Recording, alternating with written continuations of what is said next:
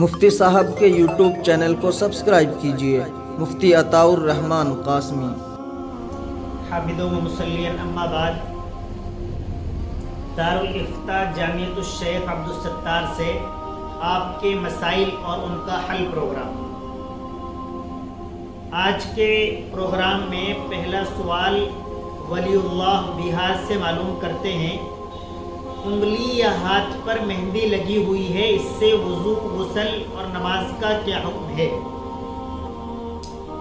اولاً تو میں آپ کو بتاؤں، مردوں کے لیے مہندی کا استعمال کرنا درست نہیں ہے، خواہ وہ ہاتھ پر ہو یا انگلی پر ہو۔ یہ خواتین کو زیب دیتی ہے، ان کا ہی کام ہے، انہیں لگانی چاہیے۔ مردوں کو خواتین کی شکل و شباہت اختیار کرنے میں آگے نہیں بڑھنا چاہیے۔ رہا آپ کا مسئلہ، مہندی جب لگائی جاتی ہے تو اس پر پپڑی ہوتی ہے، اس کے ہوتے ہوئے اگر آپ وضو کر رہے ہیں تو پھر آپ کی وضو نہیں ہوگی، کیونکہ پانی اندر نہیں پہنچ پائے گا۔ البتہ مہندی لگانے کے بعد جب اس کو اتار دیا ہے اور صرف رنگ باقی رہ گیا ہے، اب آپ کی نماز ہو جائے گی، اس میں کوئی حرج کی بات نہیں ہے۔ قاری زبیر نجیب آباد بجنور سے معلوم کرتے ہیں، خواتین ٹراؤزر پہن کر نماز پڑھ سکتی ہیں یا نہیں؟ نماز پڑھنے میں پردہ ضروری ہے۔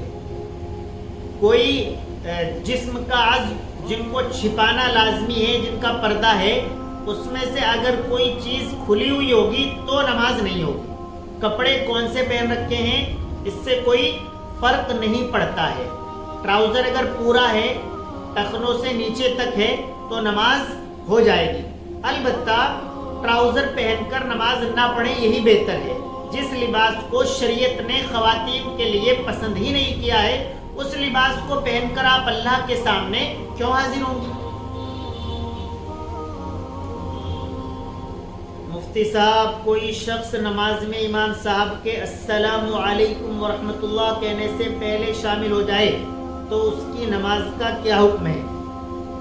دیکھیے بھائی، السلام کی جو میم ہے، اگر اس سے پہلے آپ کی تکبیر تحریمہ پوری ہو گئی ہے تو آپ نماز کے اندر شامل مانے جائیں گے، اور اگر آپ کی تکبیر تحریمہ السلام کی میم کے بعد ہو رہی ہے تو پھر آپ نماز کے اندر شامل نہیں مانے جائیں گے۔ امام نے السلام علیکم ورحمۃ اللہ کہا، آپ کی تکبیر تحریمہ تو السلام کے میم سے پہلے مکمل ہو گئی، آپ نے نیت باندھ لی، لیکن آپ تب تک بیٹھے نہیں جب تک سلام مکمل ہو چکا تھا، تو آپ پھر نیچے نہیں بیٹھیں گے، کھڑے ہو کر اپنی نماز شروع کر دیں گے وہیں سے۔ اور اسی طریقے پر اگر آپ نے نماز کے لیے نیت باندھی اور السلام کی میم کے بعد آپ کی تکبیر تحریمہ پوری ہوئی تو پھر آپ دوبارہ نیت باندھ کر اپنی نماز پڑھیں گے، آپ اس جماعت کے اندر شامل نہیں مانے جائیں گے۔ محمد عاصم علی گڑھ سے معلوم کرتے ہیں، شادی کی سالگرہ منانا کیسا ہے؟ دیکھیں عاصم بھائی، سالگرہ کی شریعت کے اندر کوئی حیثیت نہیں ہے، وہ برتھ ڈے ہو یا شادی کی سالگرہ ہو یا کسی اور چیز کا سال مکمل ہو رہا ہو۔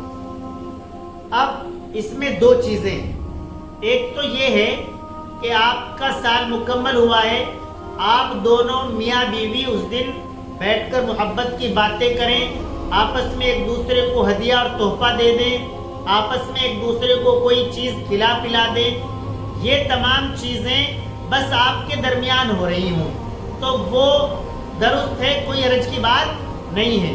لیکن آج کل ایسا ہوتا نہیں ہے۔ سالگرہ کا مطلب ہوتا ہے فنکشن، اور فنکشن کا مطلب ہوتا ہے خرافات، رسوم۔ فنکشن کا مطلب ہوتا ہے بے پردگی، بے حیائی۔ جو آپ کی سالگرہ میں آپ کو تو لگتا ہے کہ 4 چاند لگ رہے ہیں، لیکن شرعی طور پر یہ آپ کے سالگرہ کو گھن کی طرح کھا جاتا ہے۔ ان خرافات کی وجہ سے قطعی طور پر جو آج کل کی سالگرہ ہیں ان کو ناجائز قرار دیا گیا ہے، کیونکہ اس میں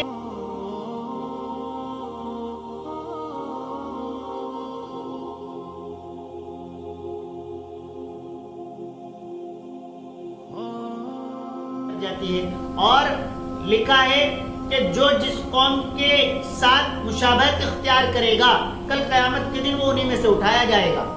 لہٰذا یہ اس طرح کی سالگرہ منانے کا بالکل حق نہیں ہے، غلط ہے، ناجائز ہے۔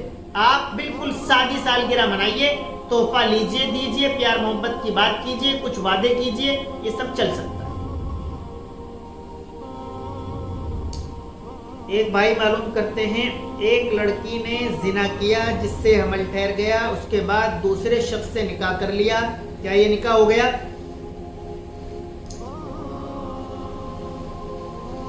جس سے زنا کیا ہے اگر اسی سے نکاح ہو رہا ہے تو پھر تو کوئی حرج کی بات نہیں ہے، اور نکاح ہونا بھی اسی سے چاہیے۔ لیکن زنا کسی اور سے کیا تھا، حمل ٹھہر گیا، اور پھر دوسرے شخص سے نکاح کیا ہے تو وہ نکاح تو ہو جائے گا، لیکن جب تک یہ حمل باقی رہے گا، جب تک بچہ کی پیدائش ہوگی، تب تک ان دونوں کو آپس میں ملنا جائز نہیں ہے۔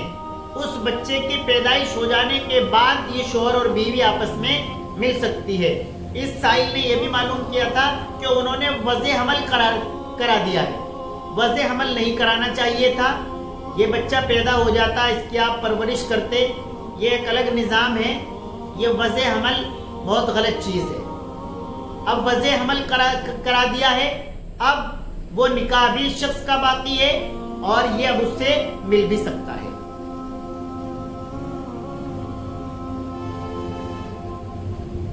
مفتی صاحب، بوتل یا مشکیزے سے منہ لگا کر پانی پینا کیسا ہے؟ اصل میں جو مشکیزہ ہوتا ہے وہ چمڑے کا ہوتا تھا اس دور کے اندر، اس میں میں نے بھی پیا، اور 2 10 20 50 5 7 8 آدمیوں نے پانی پیا تو وہ بدبودار ہو جاتا تھا۔ اس لیے حکم یہ فرمایا گیا تھا کہ پانی کو برتن میں لے کر پینا چاہیے۔ آج بھی بہتر یہی ہے کہ پانی کو برتن میں لے کر، گلاس میں، کٹورے میں، کٹوری میں، کپ میں لے کر پینا چاہیے۔ آج کل یہ پلاسٹک کی بوتلیں ہیں، اگر 5-7 آدمی اس سے بھی پی رہے ہیں تو اس سے بھی ایک طرح کا تقدر ہی رہتا ہے کہ یہ میں نے بھی منہ لگا لیا، اس نے بھی، اس نے بھی، تو اس وجہ سے پانی لے کر ہی پینا چاہیے۔ لیکن آج کل تو بوتلیں ہوتی ہیں، مشکیزہ تو ہوتا نہیں ہے۔ اگر میرے پاس بوتل رکھی ہوئی ہے، صرف میں پانی پی رہا ہوں اکیلا، تو آپ اس بوتل سے بھی پانی پی سکتے ہیں، کوئی حرج کی بات نہیں ہے۔ بہتر یہ ہے کہ گلاس سے پیا جائے۔ اگر ایک لڑکا لڑکی دونوں آپس میں ایجاب و قبول کر لیں تو نکاح ہو جائے گا یا نہیں؟ لڑکا لڑکی آپس میں دونوں اکیلے ایجاب و قبول کر لیں تو نکاح نہیں ہوگا۔ نکاح کے لیے 2 گواہوں کا ہونا لازمی ہے، 2 عاقل بالغ مسلمان گواہ۔ اب 2 گواہوں میں یہ لکھا ہے کہ یا تو دونوں مرد ہوں، اور اگر عورت ہے تو 1 مرد اور 2 عورتیں ہوں۔ 2 عورتیں 1 مرد کے برابر گنی جائیں گی گواہی کے اعتبار سے۔ تو ان گواہوں کا ہونا لازمی ہے اور مہر کا ہونا بھی لازمی ہے۔ سامعین کرام، آپ اپنا سوال ہمارے واٹس ایپ کے ذریعے ویڈیو کال یا ویڈیو بنا کر یا آڈیو کی شکل میں لکھ کر کسی بھی لینگویج میں آپ ہمیں بھیج دیں، اور بہت جلد انشاءاللہ تعالیٰ اس کا جواب آپ کو دے دیا جائے گا۔